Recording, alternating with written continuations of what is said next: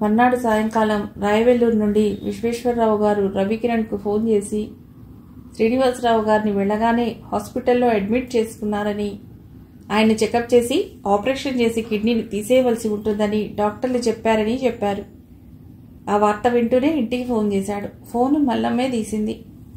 చిన్నమ్మ గారు ఇంకా గీతమ్మ గారింటి కాడ నుంచి ఇంకా రాలేదని చెప్పగానే నిరాశగా ఫోన్ పెట్టేశాడు. ఆ రాత్రి ఇంటి దగ్గరే భోంచేసి తల్లితో చెప్పి శ్రీనివాసరావు గారింటికి వచ్చేసరికి మనోజ్ఞ ఇంట్లోనే కనిపించింది. గీత ఇంటి దగ్గర నుండి ఎప్పుడొచ్చావు అడిగాడు రవికిరణ్. సాయంత్రం 6ంటికే వచ్చాను. ఉదయం మీరు ఇంటికి ఫోన్ చేశారటగా మల్లమ్మ చెప్పింది. ఏమిటి విషయం అడిగింది మనోజ్ఞ. విశ్వేశ్వరరావు గారు ఫోన్ చేశారు అంటూ ఆయన చెప్పిన విషయాన్ని క్లుప్తంగా వివరించాడు.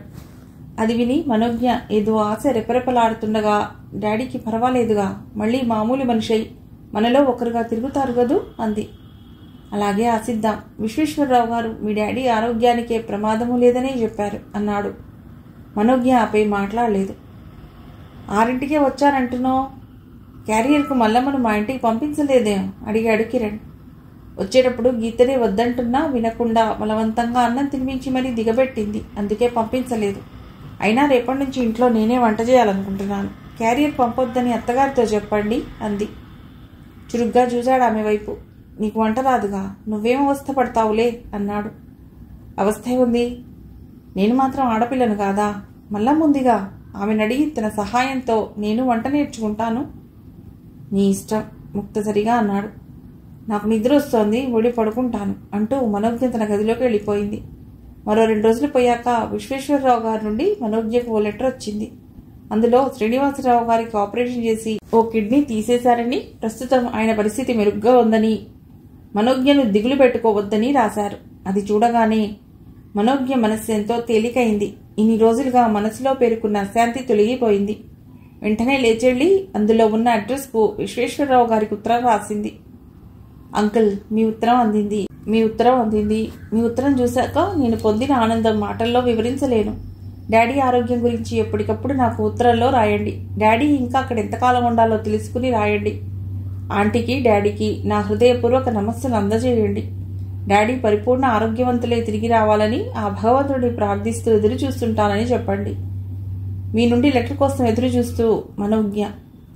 రాసిన లెటర్ మరోసారి చదివి కవర్ అంటిస్తుండగా గీత వచ్చింది. గీతను చూడగానే ప్రఫుల్ల వదనంతో, రావే గీత, ఇప్పుడు నువ్వే రాకపోతే నేనే రావాలనుకుంటున్నాను అంది. ఏమిటి విషయం, త్వరగా చెప్పు మనోజ్ఞ పక్కనే కూర్చుంటూ అంది గీత. డాడీకి ఆపరేషన్ చేశారట, ఆయన ప్రాణానికే అపాయమూ లేదని డాక్టర్లు చెప్పారట. అంకుల్ ఇప్పుడే ఉత్తరం రాశారు సంబరంగా చెప్పింది. నీ మొహంలో మార్పు చూసి అటువంటి గుడ్ న్యూస్ ఏదో ఉందని అనుకున్నాను. మంచి విషయం చెప్పావు. ఆ భగవంతుడు నిజంగానే దయామయుడేమను. నిజమే, డాడీకి అనారోగ్యం అని తెలిసినప్పటి నుండి ఈ ఖబరు వచ్చే వరకు నేను పడ్డ మానసిక వేదన మాటల్లో చెప్పలేంది. మరణయాతన అనుభవించాను.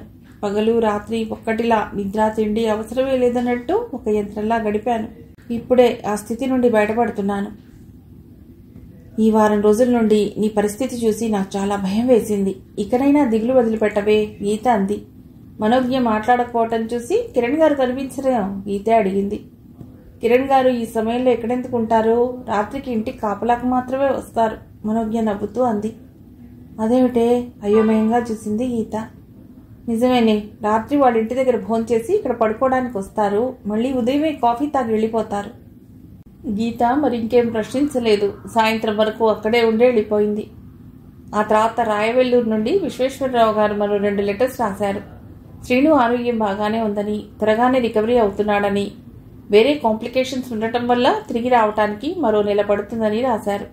మధ్యలో సుజల పెళ్లికి ముహూర్తాలు నిర్ణయించడానికై విశ్వేశ్వరరావు గారు రాయవెల్లూరు నుండి రాజమండ్రి వచ్చేశారు. ఓ రోజు తలస్నానం చేసి కురులు చిక్కు తీసుకుంటోంది మనోజ్ఞ. ఇంతలో రవికిరణ్ లోపలికి వచ్చాడు. ఆఫీస్లో ఉండవలసిన సమయంలో అతడిక్కడికి రావటం, అందున ఎన్నడూ లేనిది సనుముగా అతని గదిలోకి రావటం మనోజ్ఞకు వింతగానే తోచింది. ఏమిటిలా వచ్చారు సంభ్రమంగా అడిగింది. ఒక్క క్షణం ఆమె వైపు నిర్నిమేషంగా చూసి, ఈ ఫోటోలో ఉన్నదెవరో తెలుసా? జేబులో నుండి ఓ పాస్పోర్ట్ సైజ్ ఫోటో మనోజ్ఞకు చూపుతూ అన్నాడు. ఏది, ఇలా ఇవ్వండి అంటూ ఫోటో చూస్తూనే, అరే ఆనంద్ కదూ, ఇతడి ఫోటో మీ దగ్గరికి ఎలా వచ్చింది అడిగింది. అతడు నీకు బాగా తెలుసా? అదోలా చూస్తూ అన్నాడు. బాగా అన్న మాటకు అర్థం నాకు తెలియదు కానీ ఆనంద్ నాకు తెలుసు. నేను ఇంటర్ చదువుతుండగా ఫైనల్ బిఏలో ఉండేవాడు. అతడిల్లు కూడా పక్క వీధిలోనే ఉండేది. రోజు నేను కాలేజీకి వాళ్ళింటి ముందు నుంచే వెళ్లేదాన్ని చెప్పింది మనోజ్ఞ. అది విని రవికిరణ్ ఏం మాట్లాడకపోవటం చూసి, ఇంతకీ అతడి ఫోటో మీ దగ్గరికి ఎలా వచ్చింది? అతడితో మీకు పరిచయం ఉందా అడిగింది. లేదు, ఈ ఫోటోతో పాటు 2 ఉత్తరాలు కూడా ఉదయం పోస్ట్లో నా అడ్రస్కి వచ్చాయి. ఏముంది ఆ ఉత్తరాల్లో? కుతూహలంగా అడిగింది. నువ్వే చూడు అంటూ ప్యాంట్ జోబులో నుండి కవర్ బయటకు తీసి అందులో నుండి ఓ ఉత్తరం తీసి ఆమెకి ఇచ్చాడు. అది విప్పి చూస్తూనే గబాలను నవ్వబోయి అతి కష్టం మీద ఆపుకుంది. ఏదో చిలిపితనం ఆమెలో చోటు చేసుకుంది. అదేమిటో తెలిసిందా? తెలిసింది. ఓ ప్రేమికుడికి ప్రేమికురాలు ప్రేమతో రాసిన ప్రేమలేఖ తమాషాగా అంది. అది రాసింది నిజంగా నువ్వేనా? ఏదో తెలుసుకోవాలన్న ఆరాటంతో అడిగాడు. నేనే రాశాను వెంకిగా అంది మనోజ్ఞ. ఆ మాటతో తీవ్ర ఘాతం తిన్నవాడిలా, ఓడిపోయిన వాడిలా, సర్వస్వం పోగొట్టుకున్నవాడిలా కుంగిపోయాడు. ఎందుకు రాశావు అని నేను అడగటం లేదు. అది పూర్తిగా నీ పర్సనల్ మ్యాటర్. కానీ నీ ప్రేమ ఎందుకు ఫలించలేదు? అతడి మొహం చూస్తే తను సరిదిద్దుకోలేని పొరపాటు చేసిందని అర్థమైంది. విషయాన్ని చాలా ఈజీగా తీసుకుని అతడిలో లేనిపోని అపోహను కలిగించింది. అది ఎలా సర్ది చేయాలో తెలియక తికమక పడుతూ మౌనంగా నిలబడిపోయింది. ఆమె మౌనానికి మరో అర్థం చెప్పుకున్న రవికిరణ్, సరే ఇష్టం లేకపోతే చెప్పొద్దు. నిన్ను బలవంతం చేసి చెప్పించే సాహసం నాలో లేదు. కానీ నేను చేయవలసిందేదో చేస్తాను అంటూ భారంగా అడుగులు వేస్తూ వెళ్ళిపోయాడు. రవి ఆగు, అదంతా అబద్ధం అని పిలిచి చెప్పాలన్న ఆమె మాటలు గొంతులోనే ఆగిపోయాయి. అతడు వెళ్ళినదికే మ్రాన్పడి చూస్తుండిపోయింది. అతడు వెళ్ళిన చాలాసేపటికి డ్రెస్సింగ్ టేబుల్ మీద అతడు పెట్టి వెళ్ళిన ఆ కవర్లో 2వ ఉత్తరం బయటికి తీసి చూసింది. అది రవికిరణ్కి అడ్రస్ చేస్తూ ప్రత్యేకించి రాసిన ఉత్తరం. శ్రీ రవికిరణ్ గారికి, నేనెవరో మీకు తెలీదు, తెలియవలసిన అవసరం లేదనుకోండి. మీ భార్య మనోజ్ఞ నాకు బాగా తెలుసు. ఆమె మీరనుకున్నట్టు పతివ్రతా శిరోమణి కాదు. ఆ అందం, ఆమె మాటలు, చిరునవ్వు అన్నీ మండే కీలాగ్ని లాంటివి. అతి మధురమైనవని భ్రమించి చుట్టూ చేరేవారు ఆ అగ్నికి ఆహుతవుతారు. అలా ఆహుతైన పురుగుల్లో నాకు తెలిసినవాడు నా ఆప్తుడు ఆనంద్ ఒకడు. వాడి ఫోటోతో పాటు మీ భార్య గతంలో ప్రేమతో వాడికి రాసిన ప్రేమలేఖను కూడా పోస్ట్ చేస్తున్నాను. నా మాట మీద నమ్మకం లేకుంటే మీ భార్యనే అడిగి నిజం తెలుసుకోండి. అది అందుకున్నాక మీ భార్యను ఏలుకుంటారో వదిలేస్తారో అది పూర్తిగా మీ ఇష్టం. ఇట్లు మీ శ్రేయోభిలాషి. ఆ ఉత్తరం చదివాక మనోజ్ఞలాగానే రవికిరణ్ కూడా షాక్ తిన్నాడు. ఎందుకో మనోజ్ఞ లాంటి వ్యక్తి అంటే అతడికి నమ్మాలనిపించలేదు. అందుకే అవి చూశాక కూడా ఇంకా ఏమూలో ఇది అబద్ధమై ఉంటుందన్న ప్రగాఢ విశ్వాసంతో మనోజ్ఞనడిగి అసలు విషయం తెలుసుకుందామని వెళ్ళాడు. ఆమె అందుకు వ్యతిరేకంగా అన్నీ ఒప్పుకోవడం చూసి హతాశుడయ్యాడు. తమ పెళ్లినాటి నుండి ఈ రోజు వరకు జరిగిన సంఘటనలకు, తనలో చెలరేగిన సంశయాలకు ఈరోజు వచ్చిన ప్రేమలేఖ జవాబుగా నిలబడ్డట్టయింది. ఆమె మనస్సు ఇదివరకే మరో వ్యక్తి చోటు చేసుకున్నాడనే ఊహనే భరించలేకపోయాడు. పెళ్లి పేరుతో తానొక ఊబిలో చిక్కుకున్నట్టు మదనపడ్డాడు. ఆ ఊబి నుండి తను తప్పించుకుని బయటపడాలంటే తనేం చేయాలి? తీవ్రంగా ఆలోచించసాగాడు రవికిరణ్. ఇక ఆఫీస్ వెళ్ళటానికి మనస్కరించక ఇంటిదారి పట్టాడు. ఇంటికి వెళుతూనే బట్టలు మార్చుకుని మంచం మీద వాలిపోయాడు. వేళకాని వేళలో ఇంటికొచ్చిన కొడుకుని చూసి, కిరణ్ అలా ఉన్నావే, ఒంట్లో బాలేదా? దగ్గరగా వచ్చి అడిగింది విశాలాక్షి. తలనొప్పిగా ఉందమ్మా, టీ తెస్తాను, టాబ్లెట్ ఏదైనా ఉంటే వేసుకో అంటూ లోపలికి వెళ్ళింది. విశాలాక్షి టీ కలుపుతుండగా అవధాని గారి చేతిలో సంచితో ప్రత్యక్షమయ్యారు. లోపలికి వస్తున్న ఆయన చూడగానే రవికిరణ్ నుదురు చిట్లించాడు. అమ్మా విశాలాక్షమ్మ గారు, ఏం చేస్తున్నావంటూ వరండాలో ఉన్న కుర్చీలో కూర్చుని పిలిచాడు అవధాని. మీరా అన్నయ్య గారు, ఏమిటిలా వచ్చారు? విశాలాక్షి టీ తెస్తూ అంది. విశేషం లేనిదే నీ గుమ్మంలోకి వస్తాడా ఈ అవధాని? నస్యం పట్టిస్తూ అన్నాడు. ఏటో చెప్పండి, రవికిరణ్కు టీ ఇచ్చి కుతూహలంగా అడిగింది. చెప్తానమ్మా, వచ్చిందెందుకు? చెప్పడానికేగా. అయితే కాస్త వేడి వేస్తే గాని బండి కదలదే లౌక్యంగా అన్నాడు. ఉండండి, మీకు టీ తెస్తాను అంటూ విశాలాక్షి లోపలికి వెళ్ళింది. రవికిరణ్కి ఇదంతా చూస్తే తలనొప్పి ఎక్కువైంది. ఇదిగో టీ తీసుకోండి అన్నయ్య గారు అంటూ విశాలాక్షి ప్రత్యక్షమవగానే ఆమె చేతిలో నుండి టీ కప్ అందుకుని సప్పరిస్తూ, అసలు విశాలాక్షమ్మ, మీ అబ్బాయికి చక్కటి సంబంధం చూసి నా చేతుల మీదుగా 2 అక్షతలు వేయించాలనుకున్నాను. అయితే కుదిరింది కాదు. పోయిందేముందిలే గాని మీ సరోజకు చక్కటి సంబంధం పట్టుకొచ్చాను. అబ్బాయి చుక్కల్లో చంద్రుడు. ఎంఎస్సీ చదివి గుంటూరులో లెక్చరర్గా చేస్తున్నాడు. అమ్మా నాన్నకు ఒక్కడే కొడుకు చెప్పాడు అవధాని. బాగానే ఉంది, కానీ అసలు విషయం చెప్పలేదు మీరు, విశాలాక్ష అంది.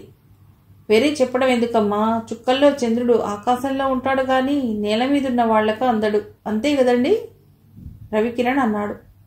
అవధాని పక్కమని బొజ్జ ఊగేలా నవ్వుతూ, భలే జోకు వేశావయ్యా, అసాధ్యుడివి సుమా అని ఓ సర్టిఫికెట్ విసిరేసి, ఎంతలే విశాలక్షమ్మ, ఓ 25,000 ఇస్తే చాలు, చుమ్మంటూ మళ్లీ నెల్లో ముహూర్తాలకే ఆ 3 ముళ్ళు వేయించొచ్చు అన్నాడు.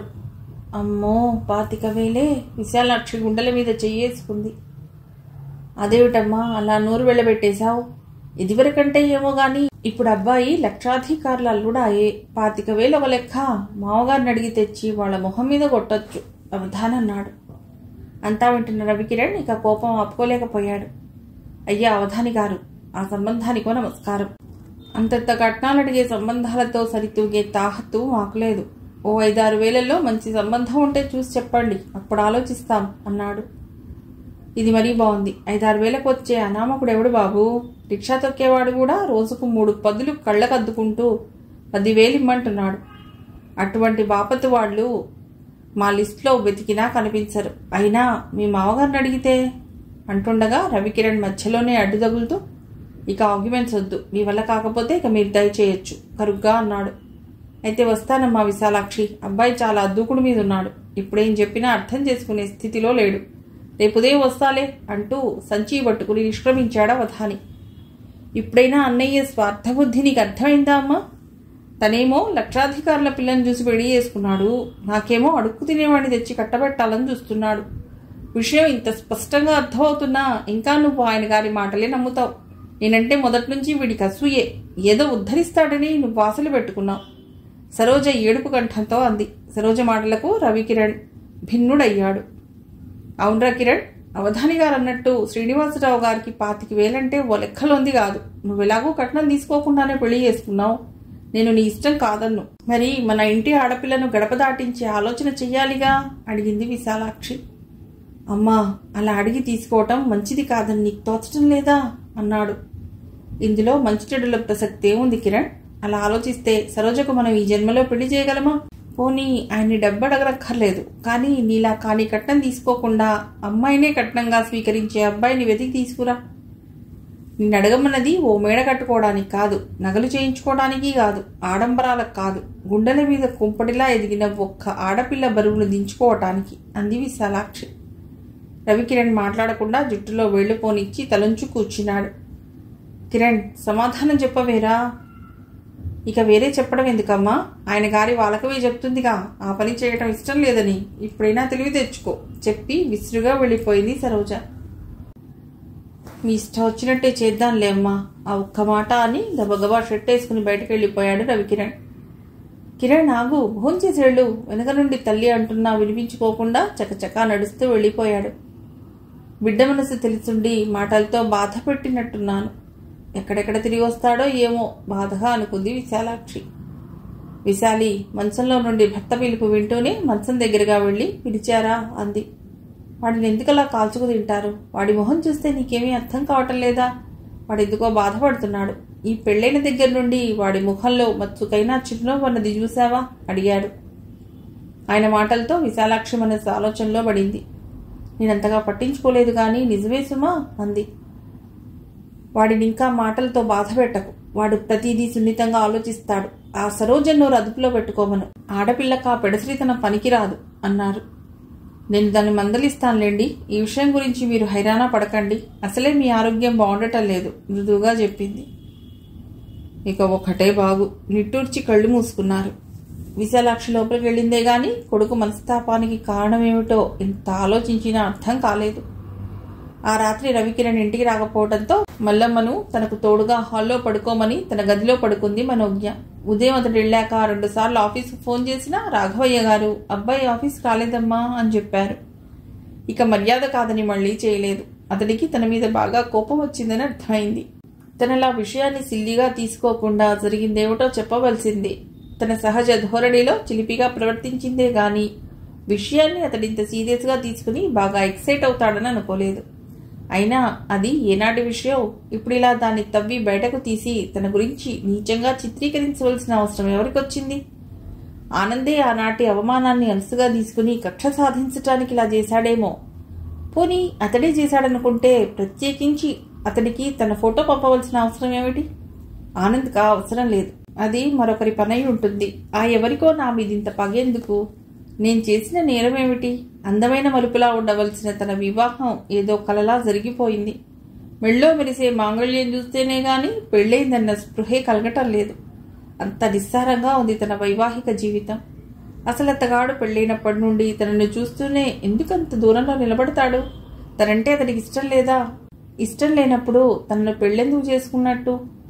ఒకవేళ అతడు మరో అమ్మాయినెవరినైనా ఆరాధించాడేమో, లేక ఏ మేనరికమో దగ్గర బంధువుల అమ్మాయి మీదో మనస్సు పడ్డాడేమో. డాడీ తన అనారోగ్యంతో ఆరాటం చెంది అతడి మనస్సు తెలుసుకోకుండా మాటలతో అతడిని బంధిని చేసి ఉంటారు. అందుకే పెళ్లికి తలొగ్గి తనను తానే వంచుకున్నాడు. కావాలని ఊబిలో దిగి బయటకు రాలేక కొట్టుమిట్టాడుతున్నాడు. తల వేడెక్కగా ఆలోచనలకు ఫుల్ స్టాప్ పెట్టి నిశ్శబ్దంగా కళ్ళు మూసుకుంది మనోజ్ఞ. మర్నాడు ఉదయం 10 అయ్యే వరకు అతడొస్తాడని ఎదురు చూసి ఇక రాడని నిర్ధారించుకున్నాక గీతింటికి వెళ్ళింది. మను, నువ్వా? రారా, నేనే సాయంత్రం వద్దాం అనుకుంటున్నాను. డాడీ దగ్గర నుంచి ఉత్తరం వచ్చిందా? గీత అడిగింది.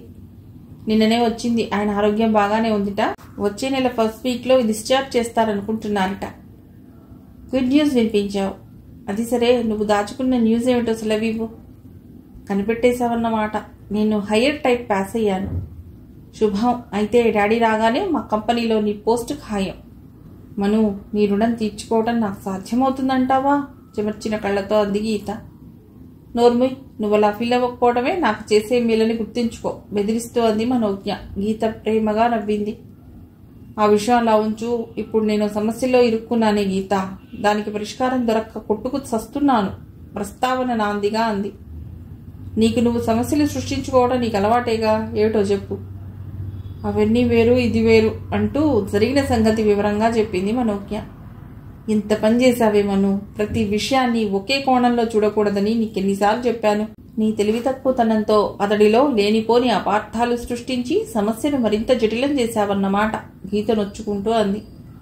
నేను ఇలా అవుతుందని ఊహించలేదే గీత. అతడు నిన్నటి నుండి పత్తాలేడు. ఆఫీసుకు కూడా నేనంతా వెళ్లలేనట్టుంది. ఈ రోజైనా వెళ్ళాడో లేదో. ఆ ఉత్తరం చూసి కూడా నిన్ను అడగటానికి నీ దగ్గరకు వచ్చాడంటే నీ మీద ఓ నమ్మకం పెట్టుకున్నాడన్న మాటేగా. నీ చిలిపితనంతో అతడి నమ్మకాన్ని బొమ్ము చేసి అతడిని గాయపరిచావు. అయినా 4 ఏళ్ల కిందట జరిగిన విషయాన్ని ఇప్పుడు బయటకు తీసి నిన్ను నిందార్హురాల్ని చేసిన ఆ ఫూల్ ఎవడై ఉంటాడు? బహుశా ఆనందే ఇలా చేశాడంటావా? గీత అసహనంగా అడిగింది. ఆనంద్ అయ్యుండడు. అతడే అయితే తన ఫోటో కూడా ఎందుకు పంపుతాడు? ఇది వేరెవరి పనో అయ్యుంటుంది. నా మీద విరోధం ఉన్న ఆ మహానుభావుడెవరో పాపం. మనోజ్ఞ పరిహాసంగా అంటుంటే గీతకు చిర్రెత్తుకొచ్చింది. అసలు ఎప్పుడైనా నా మాట పెడిచివిడ పెట్టడం వల్లే ఇంత రాద్ధాంతం జరిగింది. విసుగ్గా అంది. నీ మాట వినడిదెప్పుడే? అదే మనం ఇంట్లో ఉండగా ఆనంద్ నీకు లవ్ లెటర్ రాశాడు, గుర్తుందా? అప్పుడే ఆ లెటర్ చించేసి మాట్లాడకుండా ఊరుకో అంటే నా మాట వినకుండా ఆ విధవను ఇలా ఫూల్ చేస్తానో చూడు అంటూ మళ్లీ వాడికి ప్రేమలేఖ రాశావు. అదే ఇప్పుడు నీ పీక మీదకొచ్చింది అంది గీత. అప్పుడేదో సిల్లిగా తీసుకున్నానే గాని అదే నా పీక మీదకి వస్తుందని ఊహించానేమిటి? చిన్నపోయిన ముఖంతో అంది మనోజ్ఞ. సర్లే, మళ్ళీ తవ్వుకోవటం ఎందుకు? ఇప్పుడు ఈ సమస్యను ఎలా సాల్వ్ చేయాలో ఆలోచించు. ఏమో, నాకేం తోచకేగా నీ దగ్గరకు వచ్చాను. పోనీ నేను రవికిరణ్ గారిని కలుసుకుని జరిగిందంతా చెప్పి ఆయన సందేహాలు తీరిస్తే ఎలా ఉంటుంది? వద్దు, నువ్వు నా స్నేహితురాలివి గనక నా మీదుండే ప్రేమ కొద్దీ అసలు విషయానికి మసి పూస్తున్నావని ఆయన భావిస్తారు. ఇటువంటి సిఫార్సుల మీద కాపురాలు నిలబడతాయా? మరేం చేసేది? తిరిగ్గా ఆలోచిద్దాంలే, మనోజ్ఞ తాపీగా అంది. అదిగో ఆ నిర్లక్ష్యమే నీ చుట్టూ వలయాలు సృష్టిస్తోంది, నిష్ఠురంగా అంది గీత. మరేం చేయమంటావే? ఆయన గారిని వెదికి పట్టుకుని, నాథా, ఇందులో నా తప్పిద విసుమంతయూ లేదు, యథార్థము వినిపించద నన్ను నమ్ము. ఈ పంచభూతాలు, ఆ కర్మ సాక్షి, ఈ ప్రకృతి, ఆ చందమామ సాక్షిగా నేను నిరపరాధిని. నా మాటలు నమ్మకున్నచో ఇదే నీ శాపం బిచ్చుచుంటిని. ఓయి పంచభూతములారా, అష్టదిక్పాలకులారా, నేనే పతివ్రతనైతే మీ కృత్యములాపి స్తంభించిపొండు అని శపించి ఆయన పాదాల మీద పడమంటావా? మనోజ్ఞ చిరాగ్గా అంది. గీత నవ్వుతూ, ఎన్నాళ్లకు నీలో పూర్వపు మనోజ్ఞను చూడగలిగానే పిజ్జు సంతృప్తిగా అంది. సర్లే, ఈ పూట స్వయం పాకం తప్పుతుందని ఇక్కడికి వచ్చాను. అమ్మతో చెప్పి గుత్తి వంకాయ కూర వండించు, కాస్త కడుపు నిండా తింటాను. అలాగేలే. గీత టీ తీసుకురావటానికే లోపలికి వెళ్ళింది. మధ్యాహ్నం భోజనం చేశాక ఇంటికి వెడతానే అంది మనోజ్ఞ. తొందర ఏం, ఎండగా ఉంది, సాయంత్రం వెడుదులే. పర్వాలేదు, ఒకవేళ రవికిరణ్ ఇంటికి వస్తే నేను లేకపోవడం బాగుండదుగా. బాగుండదనా? అయ్యవారిని 2 రోజులుగా చూడలేదన్న విరహమా? చిలిపిగా అంది గీత. చాలే, ఆయన గారు నన్ను చూడగానే ఆరిపోయిన చిచ్చుబుడ్డిలా మొహం పెడతాడా? ఇక అంతటి సరసం కూడానా? మనోజ్ఞ అంది కినుకుగా. వెడుతున్న మనోజ్ఞను వీధి మలుపు తిరిగే వరకు చూసి లోపలికి వెళ్ళిపోయింది గీత. ఇంటికి వెళుతూనే, మల్లమ్మ, అయ్యగారు వచ్చారా? రాడని తెలిసినా ఏదో ఆశ అలా అడిగేటట్టు చేసింది మనోజ్ఞను. లేదమ్మా, రాలేదు, ముసిముసిగా నవ్వింది మల్లమ్మ. మనోజ్ఞ చివుక్కుమన్న మనస్సుతో మౌనంగా గదిలోకి వెళ్ళిపోయింది. 4 రోజులుగా రాత్రివేళ కొడుకు శ్రీనివాసరావు గారింటికి వెళ్లకుండా ఇంట్లోనే పడుకోవటం చూసి 5వ రోజు, ఎరా కిరణ్, రోజు ఇక్కడే పడుకుంటున్నావు? అమ్మాయి ఒంటరిగా ఉంటుందేమో అంది విశాలాక్షి. మనోజ్ఞ గీత ఇంట్లోనే ఉంటోందమ్మా, ఇక నేనెందుకు వెళ్ళటము? ముక్తసరిగా అన్నాడు. ఈరోజు అవధాని గారు వచ్చారు. ఎందుకుట? అనాసక్తంగానే అడిగాడు. మొన్న ఏదో సంబంధం గురించి చెప్పారుగా, వాళ్ళు 2 రోజుల్లో పెళ్లి చూపులు ఏర్పాట్లు చేయమని కబురు చేశారట. ఆ మాట మనతో చెప్పిపోవాలని వచ్చారు. రవికిరణ్ మౌనంగా విని ఊరుకున్నాడు. కొడుకుతో విషయం చెప్పి ఇక తన బాధ్యత తీరినట్లు వెళ్లి పడుకుంది విశాలాక్షి. ఆ మాటతో రవికిరణ్కు ఉన్న మనశ్శాంతి కాస్త తుడిచిపెట్టుకుపోయింది. మనోజ్ఞతో తన జీవితం ముడిపడక ముందు జీవితంలో ఆర్థికంగా ఎదురుపడ్డ ఒడిదుడుకులే గాని మరే సమస్యలు ఉండేవి కాదు. ఆమెను చేపట్టిన మరుక్షణం నుండి తన చుట్టూ సమస్యల వలయాలు కమ్ముకున్నాయి. ఆమె జీవితం నుండి తను నిష్క్రమించాలని ఆలోచిస్తుంటే ఇంట్లో వాళ్ళు ఆమె నుండి బంధాలు తెంచుకోలేని పరిస్థితులు సృష్టించబోతున్నారు. ఇక వీళ్లను కాదని నొప్పించలేడు. అటు ఆమెతో జీవితాన్ని ఊడేసుకోలేడు. ఏమిటి దుర్భర స్థితి? అశాంతిగా తలగడలో మొహం దాచుకున్నాడు. చెప్పినట్టుగానే సరోజను చూడటానికి పెళ్లివారు వచ్చేశారు. పెళ్లి కొడుకును చూడగానే రవికిరణ్ మొహం అప్రసన్నమైంది. కనుబొమలు చిట్లించాడు. సభ్యతకు పలకరించి మర్యాదలు చేశాడు. పెళ్లి కొడుకుతో పాటు అతడి తల్లిదండ్రులు, పినతండ్రి కూడా వచ్చారు. మంచి చెడ్డ పరామర్శించాక సరోజను చూసి అల్పాహారం తీసుకున్న తర్వాత వెళ్ళాక తమ అభిప్రాయం తెలియపరుస్తామంటూ వెళ్లటానికి లేచారు. రవికిరణ్ కూడా వారి వెనకే వీధి చివరి వరకు వెళ్లి, మిస్టర్ ఆనంద్, మీరూరు వెళ్ళాక ఈ లెటర్ చదివి మీ అభిప్రాయాన్ని తెలియజేయండి అంటూ ఓ సీల్ చేసిన కవర్ అందించాడు. ఏమిటిది? ప్రశ్నార్థకంగా చూశాడు పెళ్లి కొడుకు ఆనంద్. చదివాక మీకే తెలుస్తుంది చెప్పి గిరుక్కున వెనక్కి తిరిగి వెళ్ళిపోయాడు రవికిరణ్. వింత మనిషిలా ఉన్నాడే స్వాగతంగా అనుకుని ఆ లెటర్ ప్యాంట్ జోబులో కుక్కి ముందు నడుస్తున్న తమ వారిని చేరుకున్నాడు ఆనంద్. స్టేషన్కి వెళ్లేసరికి ప్లాట్ఫామ్ మీద ట్రైన్ అప్పటికే వచ్చి ఉంది.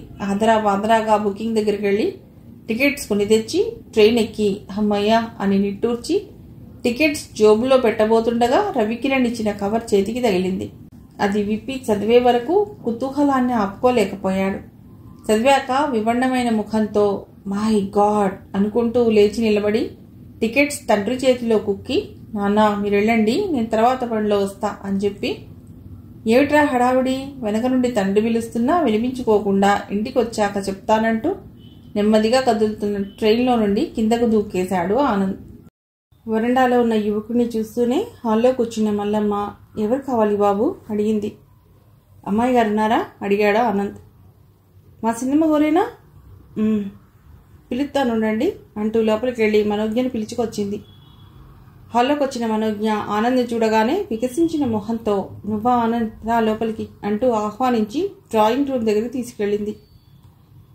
మల్లమ్మ, 2 కప్పులు టీ కలిపి తీసుకురా అంటూ మల్లమ్మను పంపేసి అతడు కూర్చున్నాక ఎదురుగా కూర్చుంటూ, ఏమిటి విశేషం, ఇలా వచ్చావు కుతూహలంగా అడిగింది.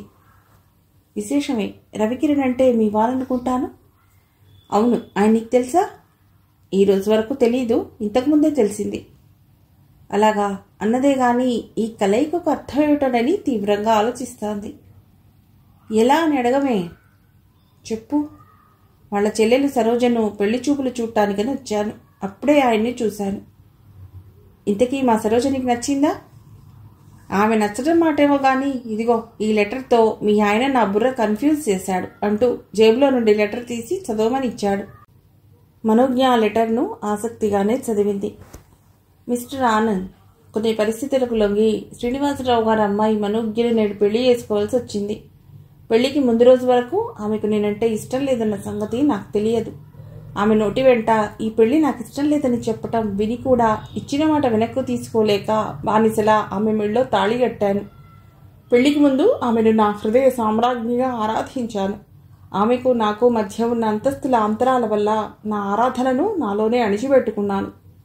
అదృష్టం కలిసొచ్చి ఆమెను పెళ్లి చేసుకునే అవకాశం వచ్చినా ఆమెకు నేనంటే ఇష్టం లేదన్న సంగతి తెలిసాక నాలో ప్రేమను నిర్దాక్షిణ్యంగా చంపేయడానికే ప్రయత్నించాను. అయితే ఆమె నన్నెందుకు కాదన్నదో మొన్న గతంలో ఆమె మీకు రాసిన ప్రేమలేఖ చూసే వరకు తెలియలేదు. అది చూశాక నా మనస్సు కుంగిపోయింది. అయినా ఏదో మూల రెపరెపలాడుతున్న ఆశతో ఆమెకు అది చూపించి అసలు విషయం ఏమిటని అడిగాను. ఆమె మౌనంతో అసలు విషయం నాకు అవగతమైంది. బహుశా పరిస్థితులు మీ ఇద్దరిని వేరు చేశాయనుకుంటాను. ఇష్టం లేని ఇద్దరు మనుషుల్ని కట్టిపడేసేది కాదు తాళిబొట్టంటే. మీరీరోజు దైవికంగా ఇలా ఎదురుపడకపోయినా ఎలాగో మీ అడ్రస్ సంపాదించి మీకు ఈ విషయం తెలియపరచాలనే అనుకున్నాను. అనుకోకుండా నాకు ఎదురుపడ్డ ఈ అవకాశాన్ని జారవిడుచుకోదలుచుకోలేదు. మీకు అభ్యంతరం లేకుంటే మనోజ్ఞను మీ ఇల్లాలిగా స్వీకరించండి. పేరుకు పెళ్లైనా ఆమె చిటికెన వేలినైనా నేను తాకలేదు. మనసు లేని చోట మనుగడ ఎంత కష్టమో మీరు గ్రహించే ఉంటారు. చదువుకున్న మీరు విశాల దృక్పథంతో ఈ సమస్యను పరిష్కరించి నా అశాంతిని తొలగిస్తారని ఆశిస్తాను. మనోజ్ఞను మీరు స్వీకరిస్తానంటే నాకంతకన్నా ఆనందం ఏదీ ఉండదు. మీ నిర్ణయం మీదే మనోజ్ఞ భవిష్యత్తు ఆధారపడి ఉందని మాత్రం మర్చిపోవద్దు. ఉంటాను, మీ స్నేహితుడు రవికిరణ్. లెటర్ శాంతం చదివిన మనోజ్ఞ మొహం అవమానంతో కందిపోయింది. ఎంతటి త్యాగధనుడు, కోపంగా అంది. ఆయన త్యాగం మాట దేవుడెరుగు. ఆ ఉత్తరం చూశాక నేను పడ్డ గాబరా మాత్రం వర్ణించలేనిది. అమ్మా నాన్నలతో పాటు గుంటూరు వెళ్ళిపోవాలని ట్రైన్ ఎక్కిన వాడినే. ఇది చూశాక ట్రైన్లో నుండి దూకి పడిపోకుండా ఇలా పరిగెత్తుకొచ్చాను అన్నాడు ఆనంద్.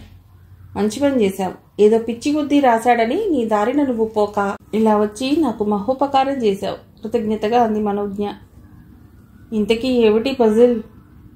అది విప్పవలసింది నువ్వే అంటూ లోపలికెళ్ళి శ్రేయోభిలాషి గారు రవికిరణ్ అడ్రస్కు పంపిన కవర్ తెచ్చి ఆనంద్ ముందు పెట్టింది. కవర్ తెరిచి లోపల నుంచి జారిపడ్డ తన ఫోటోను, మనోజ్ఞ తనకు ఒకప్పుడు రాసిన ప్రేమలేఖను చూసి అద్దిరిపడ్డాడు ఆనంద్. మై గాడ్, ఏమిటిది అన్నాడు. అది నీకే తెలియాలి. రవికిరణ్ గారి వెర్రికి మూల కారణం ఇదే అంది. నా సూట్ కేసులో దాచుకున్న ఈ ఉత్తరం, ఆల్బంలో నుండి తస్కరించిన ఈ ఫోటో, పని అసలు ఎవరిది ఉంటుంది? ఆలోచిస్తూనే, మనోజ్ఞ నిజంగా నాకేం తెలియదంటే నమ్మగలవా? జాలిగా అన్నాడు ఆనంద్. నమ్ముతాను, ముందు నుండి నిన్ను నేను అనుమానించలేదు అంది. ఆనంద్ ఆలోచిస్తుంటే ఏదో తోచగా కవర్ మీద ఉన్న చేతిరాతను, పోస్టల్ ముద్రలను బట్టి ఆ శ్రేయోభిలాషిని పట్టేశాడు. ఒరే ఫూల్, ఎంత పని చేశావురా పైకే అన్నాడు. ఎవరో నీకు తెలుసా? మనోజ్ఞ అడిగింది. తెలుసు, రాజేంద్ర అని నాకు వరుసకు మేనత్త కొడుకు. తరచూ నా దగ్గరకు వస్తుంటాడు. ఆ మధ్య వచ్చినప్పుడు నా ఫోటో ఆల్బంలో ఉన్న నిన్ను చూసి నీ గురించి వివరాలు అడిగాడు. నేను అదో బాల్య క్రీడలా అన్ని ఏకరువు పెట్టాను. ఆ లేఖ కూడా సూట్ కేసులో నుండి తీసి చూపించాను. నేను లేనప్పుడు నా సూట్ కేసు సోదా చేసి ఈ లెటర్ తస్కరించి నా ఫోటోతో సహా రవికిరణ్ గారికి పంపాడన్న మాట వివరంగా చెప్పాడు. రాజేంద్ర అంటే 4 నెలల కిందట పెళ్ళయింది అతడేనా? అతడి భార్య నీరజ. అత్తగారి ఊరు కూడా ఇదే గదు అడిగింది మనోజ్ఞ. అవునవును, వాడు నీకు తెలుసా? ఆనంద్ అన్నాడు. నాకు తెలియకపోతే ఇంత కథనం ఎలా నడిపేవాడు? మనోజ్ఞ అంది. ఇంతకీ వాడితో నీకు ఎలా పరిచయం అయిందో చెప్పలేదు? జ్ఞాపకం చేశాడు. నీరజ పెళ్లి చూపుల నాడు జరిగిందంతా వివరంగా చెప్పింది మనోజ్ఞ. అదా సంగతి. ఆ రోజు వాడి దృష్టిలో పడుంటావు. అడిగిమడిగి ఉండవలసిన ఆడపిల్ల తెగువ చూపించిందంటే మా మగజాతి తట్టుకోలేదులే. అందుకే ఈ విధంగా వాడి కక్ష తీర్చుకున్నాడు అన్నాడు ఆనంద్. అది సరే, నువ్వు ఇంత గొప్పగా ఆ లెటర్ దాచడం ఎందుకు? చిరుకోపంగా అంది మనోజ్ఞ. అదో ముచ్చట. నేనెంత బుద్ధి తక్కువ విధవను కాకుంటే 18 ఏళ్లు దాటిన వయసులో 16 ఏళ్ల ఆడపిల్లకు ప్రేమలేఖ రాయటం ఏమిటి? మళ్ళీ నీ నుండి లేఖ అందుకుని ఏదో సాహసం చేయబోయి అందరిలో అవమానం పొందడం ఏమిటి?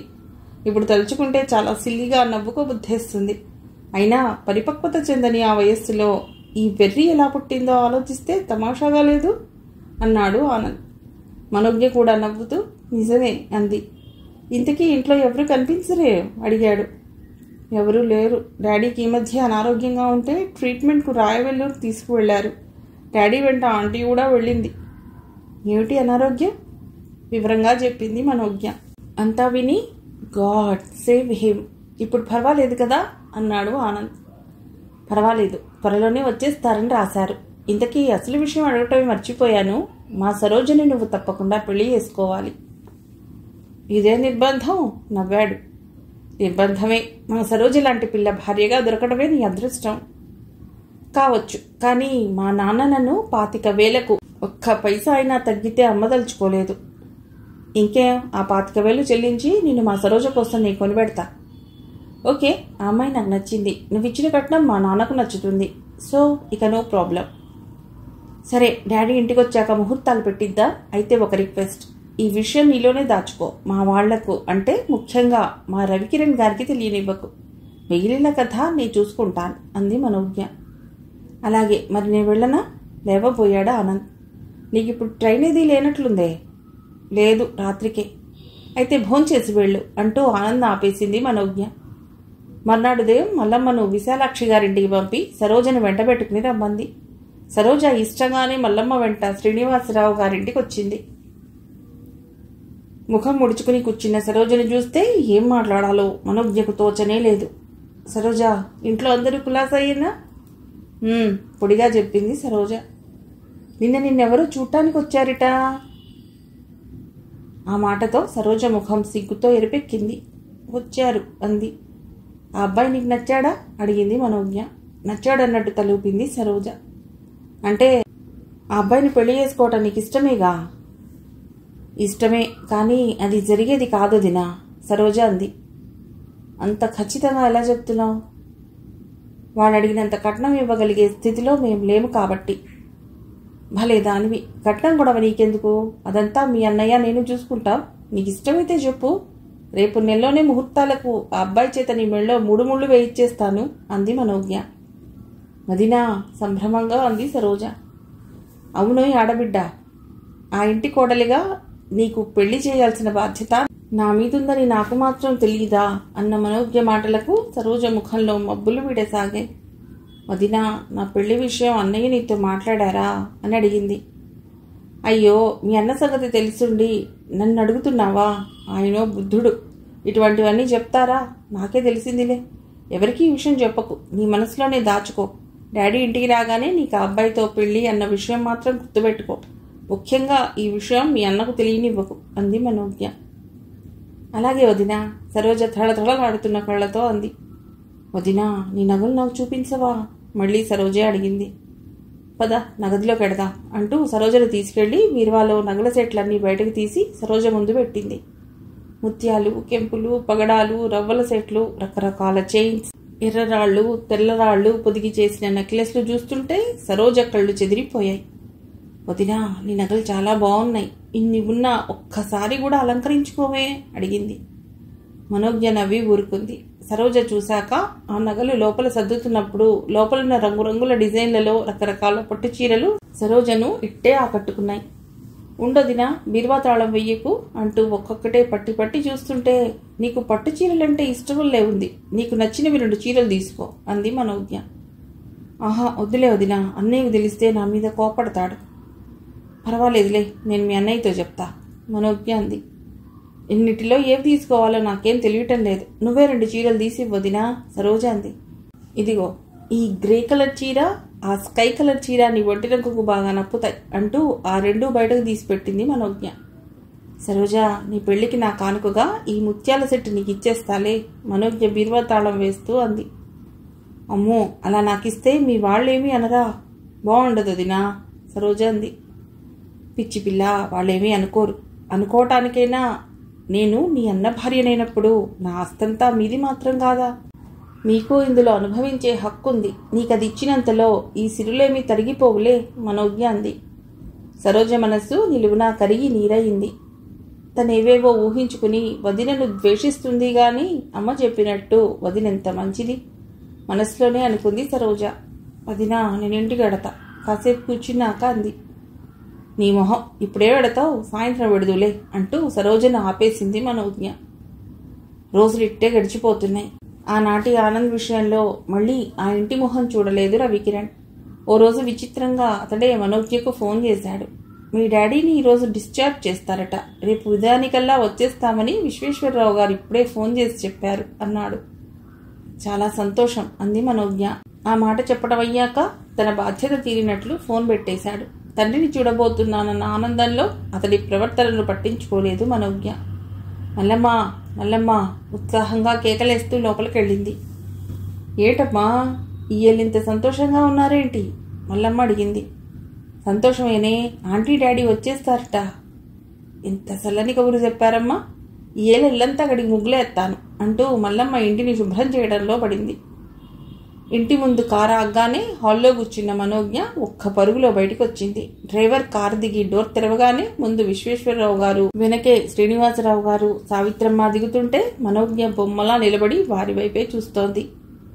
నేను నడుస్తాలేరా అంటున్నా వినిపించుకోకుండా విశ్వేశ్వరరావు గారు స్నేహితుడిని భుజం చుట్టూ చేతులు వేసి వరండాలోకి నడిపించుకొచ్చారు. తండ్రిని 10 అడుగుల దూరంలో నిలబడి తండ్రి వైపే తదేకంగా చూస్తున్న మనోజ్ఞ డాడీ అంటూ పసి పాపలా ఆయన నల్లుకుపోయింది. ఆమెలోని సంతోషమో 2 నెలలుగా ఆయన్ని చూడని ఆరాటమో తెలియదు గాని ఆమె కళ్ళ నుండి వెచ్చని కన్నీళ్లు జారిపడ్డాయి. ఊరుకో బిజ్జు, నీకోసం ఆ మృత్యువును కాదని మళ్లీ వచ్చాను అన్న ఆయన కంఠం కూడా దుఃఖంతో మూగబోయింది. వాళ్ళిద్దరినీ అలా చూస్తున్న ప్రేక్షకుల కళ్ళు ఆర్ద్రాలయ్యాయి. అందరూ హాల్లో కూర్చున్నాక, శ్రీను, ఇక నేను ఇంటికి వెడతాను, మళ్ళీ సాయంత్రం కలుస్తాలే అన్నారు విశ్వేశ్వరరావు గారు. విస్సు, నీ రుణం ఈ జన్మలో తీర్చుకోలేను ఆయన చేతులు పట్టుకుని ఆప్యాయంగా అన్నారు శ్రీనివాసరావు గారు. అలా అని నీ నుండి నన్ను దూరం చేయకు, ఈ పార్టీ చేయడం ఓ స్నేహితుడిగా నా విధి అన్నారు విశ్వేశ్వరరావు గారు. ఆయన సెలవు తీసుకుని వెళ్ళాక, విజ్జు, రవికిరణ్ కనిపించటం కూతుర్ని అడిగారు శ్రీనివాసరావు గారు. మీరొచ్చాక నన్ను ఆఫీస్కు ఫోన్ చేయమన్నారు, నేనే మర్చిపోయాను, ఉండండి ఫోన్ చేస్తాను అంటూ ఫోన్ దగ్గరికి పరిగెత్తింది. రవికిరణ్కు ఫోన్ చేసి వచ్చి, డాడీ మీరు నా గదిలో విశ్రాంతి తీసుకోండి అంది. ఈ 2 నెలలుగా విశ్రాంతి తీసుకుంటూనే ఉన్నాగా, కాసేపు నన్ను కూర్చోని. అమ్మా బిజ్జు, ఇలా రా తల్లి, ఇలా వచ్చి నా పక్కన కూర్చో అంటూ ఆప్యాయంగా పిలిచారు. మనోజ్ఞ వచ్చి తండ్రి పక్కనే కూర్చుంది. మనోజ్ఞ వైపు ప్రేమగా చూస్తూ, చాలా చిక్కిపోయావురా బిజ్జు, ఈ డాడీ మీద బెంగ పెట్టుకున్నావు వదు అన్నారు. మీరు మాత్రం చిక్కిపోలేదు, మీ ముఖం చూస్తే ఒకసారి 10 ఏళ్ల వయసు మీదకొచ్చి పడ్డట్లున్నారు అంది మనోజ్ఞ. తండ్రి కూతురులిద్దరూ ఒకరినొకరు పరామర్శించుకోవటం బాగానే ఉంది. సావిత్రమ్మ వారిద్దరినీ చూస్తూ అంది. లోపలికి వెళ్ళబోతున్న సావిత్రమ్మను, ఆంటీ అప్పుడే వంటింటి వైపు వెళ్ళకు, డాడీతో పాటు నువ్వు రెస్ట్ తీసుకోవాల్సిందే, నేనే మీ ఇద్దరికి వంట చేస్తాను అంది మనోజ్ఞ. నీ మొహం, నీకేం తెలుసు? ఏ, నేను ఆడపిల్లను కానా? నువ్వు లేనప్పుడు నేనే వంట చేయడం నేర్చుకున్నాను. నిజంగా నా బిజ్జు? నిజమే డాడీ, ఈ పూట మీరు నా చేతి వంట రుచి చూడవలసిందే అంటూ హుషారుగా లేచి వంటింటి వైపు వెళ్ళింది మనోజ్ఞ. వెడుతున్న కూతుర్నే చూస్తున్న శ్రీనివాసరావు గారు, సావిత్రి, నేనేమైపోతానో అన్న ఆదుర్దాలో అమ్మాయిని రవికిరణ్కి ఇచ్చి పెళ్లి చేయటంలో పొరపాటు పడ్డానంటావా అన్నారు. ఇప్పుడు ఎందుకులా అనుకుంటున్నావన్నయ్యా? బిజ్జు పెళ్లి గురించి నేను ఎన్ని కలలు కన్నాను. కాలు కింద పెట్టకుండా చూసి ఇంటికి కోడలిగా బిజ్జుని పంపాలనుకున్నాను. పెళ్లి ఎవరూ ఏనాడూ చేయనంత ఘనంగా అందరూ విస్తుపోయేలా చేయాలనుకున్నాను. చుక్కల లోకంలో చందమామ లాంటి వాడినే అల్లుడిగా పొందాలనుకున్నాను. కానీ నేను అనుకున్న దానిలో ఏ ఒక్కటి నెరవేరలేదు. ఏమీ లేని సామాన్యుడితో అతి నిరాడంబరంగా పెళ్లి జరిపించవలసి వచ్చింది. ఇప్పుడు తిరిగ్గా ఆలోచిస్తే నేను తొందరపడ్డానేమోనని పశ్చాత్తాపడుతున్నాను. అలా అనుకోకన్నయ్య, నువ్వున్న పరిస్థితిలో నీ తొందరతనం వల్ల ఈ పెళ్లికి నువ్వు కర్తవు కావు. పిజ్జు నుదుట రాసి ఉన్న లలాట లిఖితాన్ని నువ్వు మార్చలేవుగా. నువ్వు ఈ విషయంలో నిమిత్త మాత్రుడివి. నిజమేలే, నిట్టూర్పు విడిచారు శ్రీనివాసరావు గారు. అయినా ఆ రవికిరణ్కు మాత్రం ఏం తక్కువ? అమ్మాయి కంటే ఎక్కువే చదివాడు, రూపసి, అమ్మాయి అందానికి దీటైన వాడే, ఎటొచ్చి అంతస్తుకు సరితూగని వాడనేగా నీ బాధ. నువ్వు సంపాదించింది వారిద్దరి జీవితానికి చాలదా? అవునులే, అయినా ఆ అబ్బాయి తెలివైన వాడే. నా తర్వాత ఈ బిజినెస్ను అభివృద్ధిపరచగల బుర్రగలవాడే. ఇంతలో దూరం నుండి రవికిరణ్ రావటం చూసి ఆ సంభాషణ ఆపేశారు. అతడు లోపలికి వస్తూనే, నమస్కారం మావయ్య, మీకు కూడా అంటూ ఆ ఇద్దరికీ నమస్కరించాడు. రాబోయ్ కిరణ్, ఇలా వచ్చి కూర్చో అంటూ తన పక్కనే చోటు చూపారు. మొహమాటంగానే వెళ్ళి ఆయన పక్కన కూర్చున్నాడు కిరణ్. బాబు, ఇంట్లో అందరూ బాగున్నారా? సావిత్రమ్మ అడిగింది. బాగానే ఉన్నారండి చెప్పాడు.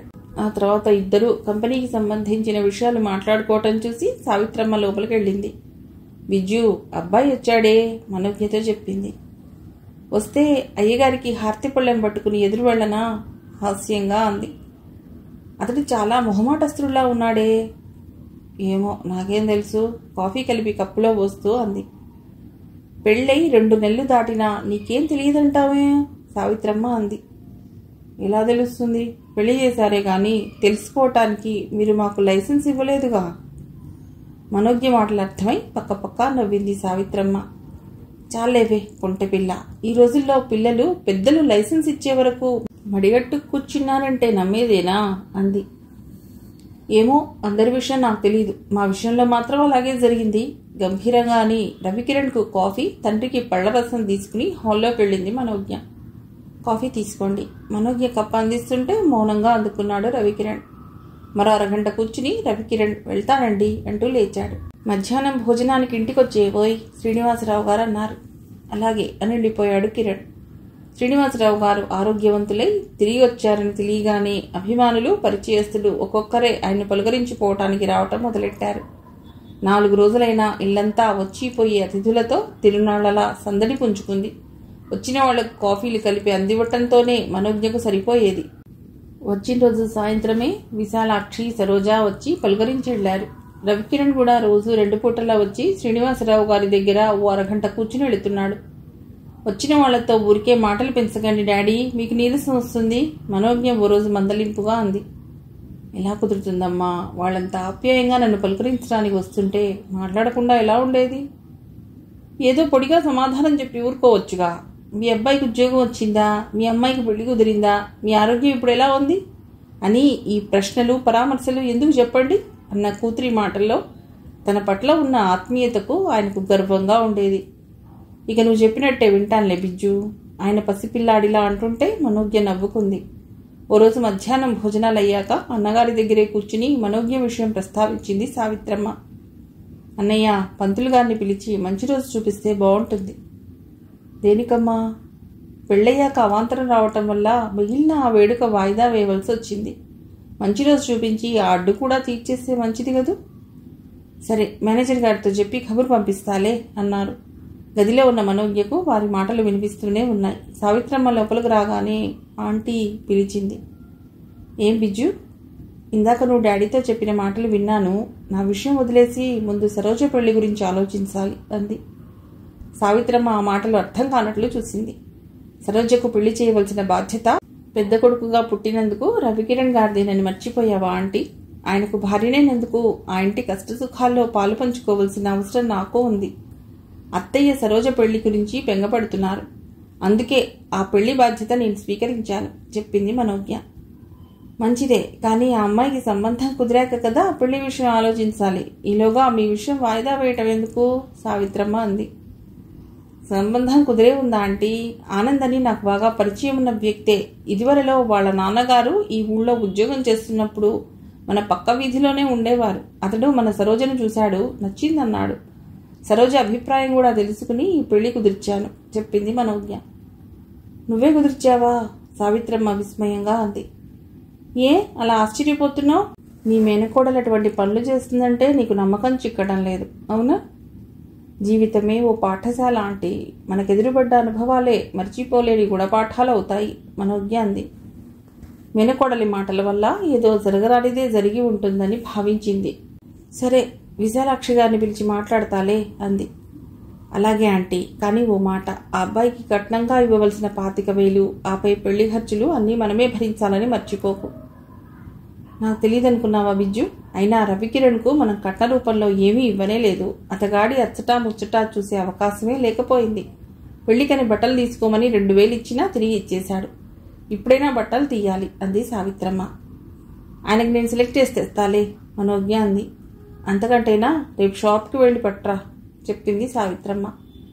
ఆ సాయంత్రమే విశాలాక్షిని కబురంపి రప్పించి మాట్లాడింది సావిత్రమ్మ. సరోజ పెళ్లి విషయం వింటూనే విశాలాక్షి పొంగిపోతూ, ఇంత గుట్టైన పిల్లలమ్మ, మాకెవరికీ తెలియకుండానే వదిన మరదలిద్దరూ కలిసి ఇంత రాచకార్యం జరిపారన్నమాట మురిపెంగా అంది.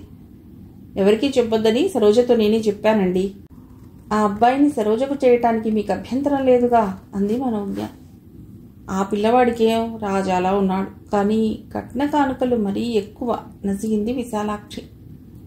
వాటి గురించి మీరు ఆలోచించొద్దు, ఆ విషయాలన్నీ నాకు వదిలేయండి. నీ ఇష్టం తల్లి అంది విశాలాక్షి. అయితే శోభనాన్ని మాత్రం సరోజ పెళ్ళయ్యే వరకు వాయిదా వేయటానికి విశాలాక్షి అంగీకరించలేదు. మరోలా అనుకోకు చెల్లెమ్మా, మీ బావగారి పరిస్థితి తెలుసుగా. అమ్మాయికి పెళ్ళంటూ జరిగితే కాళ్ళుగడికి కన్యాదానం చేసే వాళ్ళు ఉండాలిగా. ఆడపిల్లను కన్నా ఆ కన్యాదాన ఫలితాన్ని దక్కించుకునే అదృష్టం నాకు లేనే లేదు. ఇక ఆ పని చేసేవాళ్ళు నా కొడుకు కోడలు తప్ప నాకు వేరే ఎవ్వరూ లేరు. అందుకే పెళ్లి మాట ఎలా ఉన్నా ముందు వేడుక కానిచ్చేయండి అంది సావిత్రితో. మీరు ఎలా చేద్దామంటే అలా చెయ్యాలన్నదే మా ఉద్దేశం. అలాగే కానివ్వండి, రేపు పంతులు గారిని పిలిచి ముహూర్తాలు చూపించి ఆ కాగితం పంపిస్తారు అంది సావిత్రమ్మ. విశాలాక్షి మరి కాసేపు కూర్చుని వెళ్ళిపోయింది.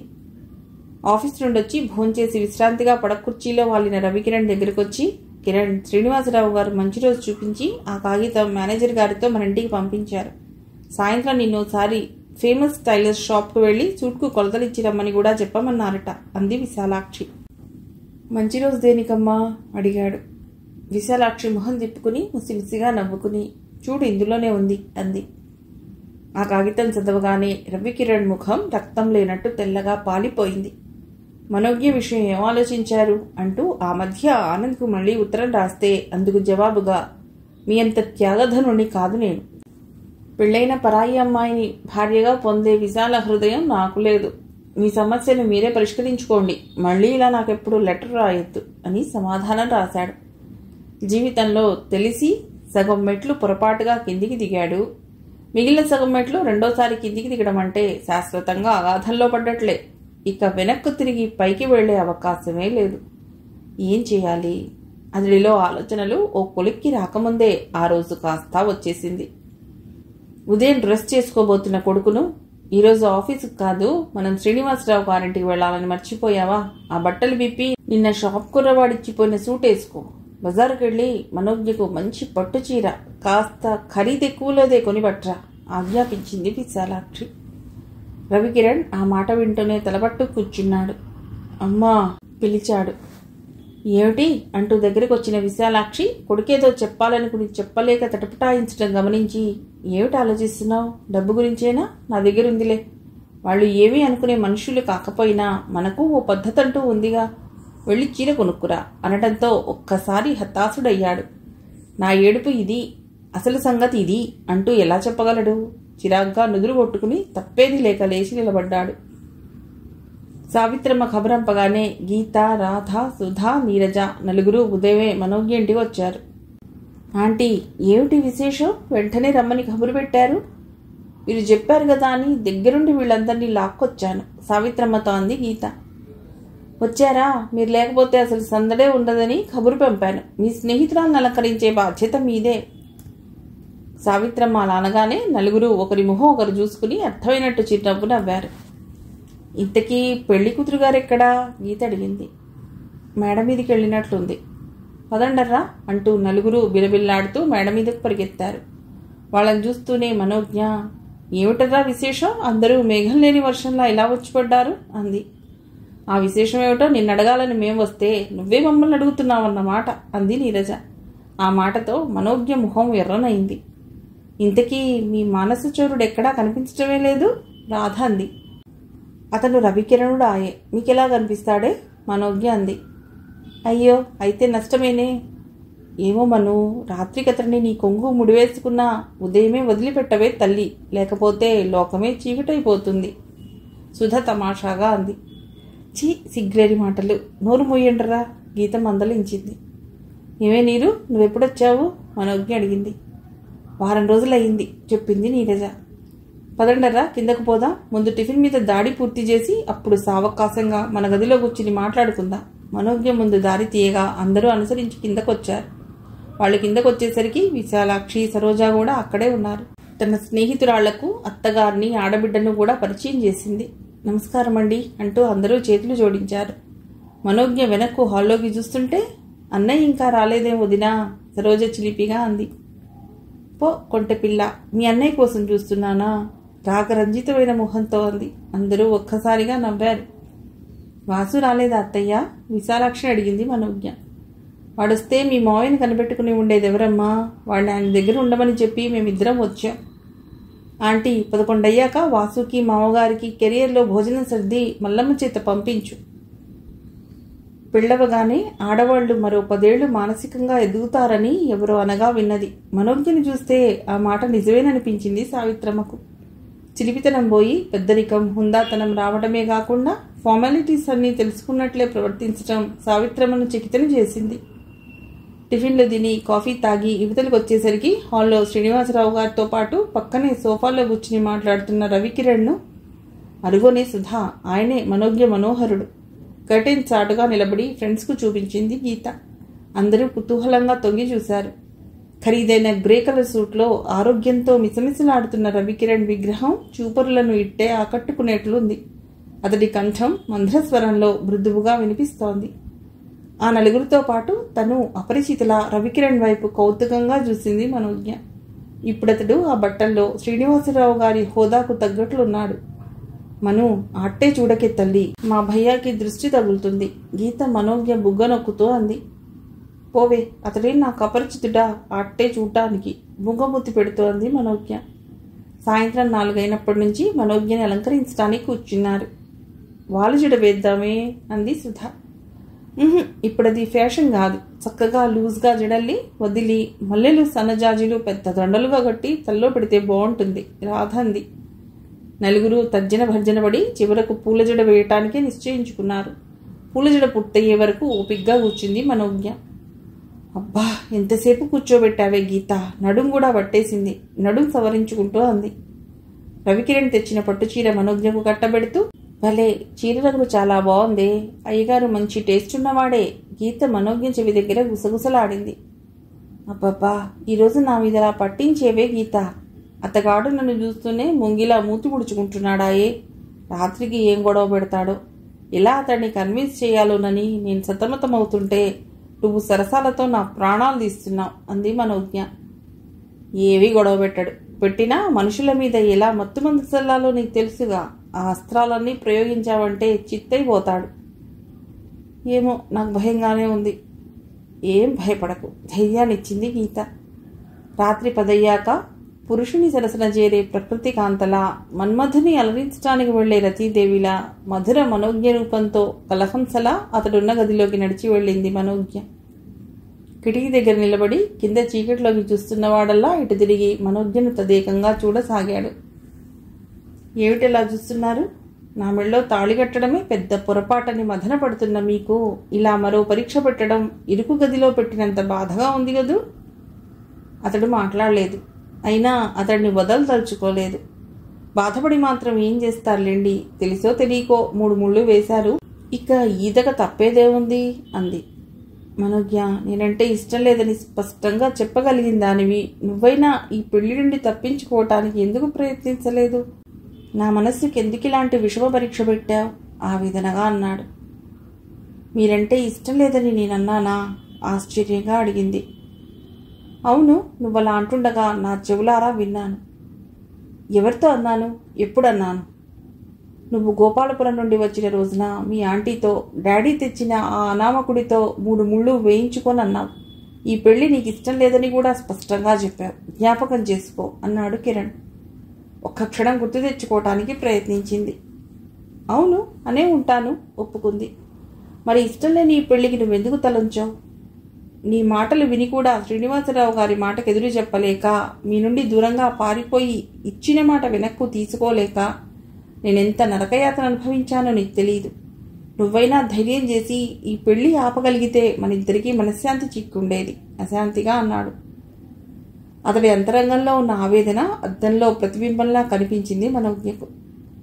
ఒక నిజం చెప్తే మీరు నమ్మగలరా అంది. ఏమిటది? నేను నమ్మేది లేంది నువ్వు చెప్పిన దాన్ని బట్టే ఉంటుంది. మీరు నమ్మినా నమ్మకపోయినా మీరే ఆ పెళ్లి కొడుకని, నా పెళ్లి జరిగింది మీతోనే అని నాకు ఆంటీ చెప్పే వరకు తెలియనే లేదు. ఇది అనూహ్యం. నన్ను నమ్మమనే చెప్తున్నావా? అదోలా చూశాడు. మీరు నమ్మకపోవడం నా దురదృష్టం. నిజంగానే డాడీ అనారోగ్యం నాకు జీవితం మీదే విరక్తిని కలిగించింది. నాకు డాడీ తప్ప ఈ ప్రపంచమే మిథ్య అనే నిరాశావాదంలో మునిగిన క్షణాలవి. నిరాశా సాగరంలో కొట్టుమిట్టులాడుతూ జీవమున్న బొమ్మ మాదిరి ఏదీ పట్టించుకోని స్థితి నాది చెప్పింది. అతడికి ఇది వింతగా అనిపించినా ఆమె మాటల్లో ఏదో నమ్మకం కుదిరింది. మరి ఆనంద్కు రాసిన ప్రేమలేఖ? అస్పష్టంగా గొణిగాడు. చురుక్కుమనిలా చూసింది అతడి వైపు. మీకు తెలియదా? ఆనంద్ మీ ఇంటల్లుడు కాబోతున్నాడు. అంటే మీ చెల్లెలకు కాబోయే భర్త అతడే అంది. నిజమా? దిగ్భ్రాంతుడయ్యాడు కిరణ్. నిజమే. ఆనంద్ విషయంలో నన్ను మీరు అపార్థం చేసుకోవద్దు. అతడి పట్ల నాకెప్పుడూ సోదరభావం తప్ప మరో భావం లేదు. నిజంగా మీరు ఊహించినట్టు నేను అతడినే ప్రేమించి ఉంటే అతడినే భర్తగా పొంది ఉండేదాన్ని. నేను అనుకున్నది నెరవేరకపోవడం అన్నది నా జీవితంలో ఇంతవరకు జరగలేదు చెప్పింది. అయినా రవికిరణ్ ఏమీ బదులు పలక్కపోవటం చూసి, నా మాటల్లో మీకు నమ్మకం కుదరలేదా? మీరు నమ్మినా నమ్మకపోయినా నా ఊహలకు వయసొచ్చే వరకు నేనెవ్వరినీ ప్రేమించలేదు. ఈ మధ్యే నా హృదయ పీఠం మీద ఓ మూర్తి ప్రతిష్ఠితమైంది. నా మానస సరోవరంలో ఓ ప్రేమ కమలం విరిసింది. ఆ మూర్తికి నా హృదయంలో ప్రేమజ్యోతిని వెలిగించి అనురాగమనే హారతినిచ్చి మనసారా నన్ను నేనే నివేదన చేసుకుని నా జీవితం సార్థకం చేసుకోవటానికి సిద్ధంగా ఉన్నాను. భావోద్వేగంతో ముఖంలో అనిర్వచనీయమైన శాంతి అలుముకోగా తన్మయత్వంగా అంది. ఎవరా అదృష్టవంతుడు? మెరిసే కళ్లతో అడిగాడు రవికిరణ్. మీరు మాత్రం కాదులేండి. నా మానస చోరుడు, చీకట్లను పారద్రోలే వెలుగు రేఖ, రాగోదయాన్ని సృష్టించే ఉదయ కిరణుడు మనోజ్ఞ బోరకంట చూస్తూ అంది. దేవి, నేనంతటి అదృష్టవంతున్నా? మనోజ్ఞ ముఖకమలాన్ని దోసిట పట్టి అడిగాడు. వద్దు, నా దగ్గరగా రాకండి. నన్ను పెళ్లి చేసుకోవటమే నాకు ద్రోహం చేసినట్టు బాధపడే మీరు, కట్టుకున్న భార్యను పరపురుషునికి ధారాదత్తం చేయాలని చూసిన మీరు నన్ను తాకడం నాకు ఇష్టం లేదు. దూరంగా జరుగుతూ కినుకుగా అంది మనోజ్ఞ. ఐఎమ్ సారీ దేవి, అలా చేయటానికి నేనెంత మనోబలాన్ని కూడగట్టుకోవలసి వచ్చిందో నువ్వు ఊహించి ఉండవు. నీ జీవితం సుఖశాంతులతో సాగిపోవటానికి అదే కర్తవ్యంగా భావించాను. ఇప్పుడు నీ మనసు నాకు తెలిసిందిగా. నీ ముందు మోకరెళ్ళి నా జీవితం నీ పాదాల ముందు పరచటానికి ఈ ప్రేమ పూజారి సిద్ధంగా ఉన్నాడు. నన్ను కరుణించి నీ హృదయంలో దాచుకో తమకంగా అన్నాడు కిరణ్. ఈ భక్తుడి కోరిక మన్నించాం కొంటెగా అంది మనోజ్ఞ. ధన్యుణ్ణి దేవి, ధన్యుణ్ణి ఆమెను అనుకరిస్తూ కొంటెగా అన్నాడు కిరణ్. అతడు చాపిన చేతుల్లో కిలకిలలాడుతూ వాలిపోయి అతడి గుండెల్లో గువ్వలా ఒదిగిపోయింది మనోజ్ఞ. ఒక్కసారి ఈ నిశ్శబ్ద నిరామయ ప్రపంచానికి చైతన్యం వచ్చినట్లు అయింది. కథ సుఖాంతం.